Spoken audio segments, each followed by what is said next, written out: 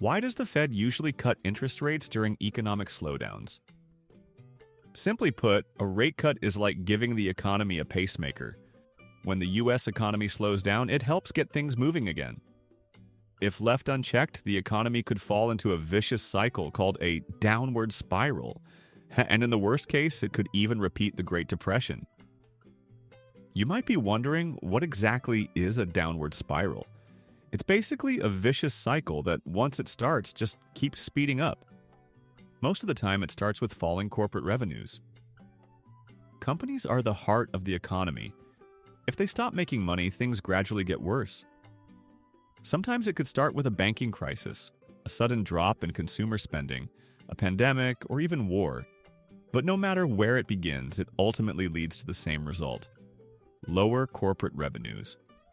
Once companies earn less, they start cutting costs, layoffs, freezing hiring, reducing investment. As a result, people's incomes drop and unemployment rises. When people worry about their income, they naturally spend less. They hold off on buying cars or houses, and even daily spending tightens. Sales drop even further, bringing companies back to square one. This is the early stage of a downward spiral.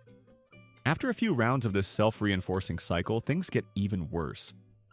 With lower income, both individuals and businesses start struggling to pay back loans. As banks face more bad loans, they immediately tighten lending, only lending to the most creditworthy customers. This reduces the money circulating in the market. Investors can't borrow, and both the stock and housing markets cool off quickly. Housing prices fall, shrinking people's most valuable assets. Stocks drop, pensions lose value, and retirees see their monthly income shrink. As assets and income keep falling, people spend even more cautiously, feeding the spiral further.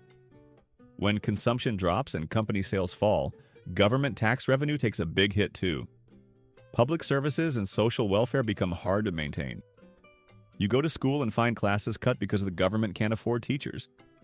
You go to a hospital and beds are scarce with long waiting lines. You check your pension account.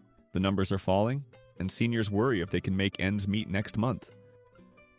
Food aid is insufficient, and low-income families struggle just to eat. The streets seem to run as usual, but life has become suffocating. This is a downward spiral, like a boulder rolling down a hill, gaining speed and size until nothing can stop it. So how does the Fed break this cycle? The answer is cutting interest rates. But the question is, what interest rate is the Fed actually cutting? Many people think it's mortgage rates or savings account rates, but it's not. What really changes is the interest rate banks charge each other for overnight loans, called the federal funds rate. When banks settle accounts daily, some have extra cash, some don't. Banks that need cash borrow from those with surplus and pay interest. This interest rate is the federal funds rate, which the Fed sets. So when the Fed raises or cuts rates, it directly affects the bank's cost of borrowing. If rates go up, banks' costs rise, and mortgage, car loan, and credit card rates rise too. If rates go down, banks borrow more cheaply, loan rates fall, and it becomes easier for individuals and businesses to borrow. With that in mind, let's see how rate cuts break the downward spiral. When the downward spiral accelerates, a rate cut steps in. Banks borrow more cheaply, and loan rates fall. Your mortgage payments ease, and companies can borrow to keep running. Fewer layoffs, more stable incomes, and people start spending again. Stores get busy, company sales recover, tax revenue rises, and government services keep running.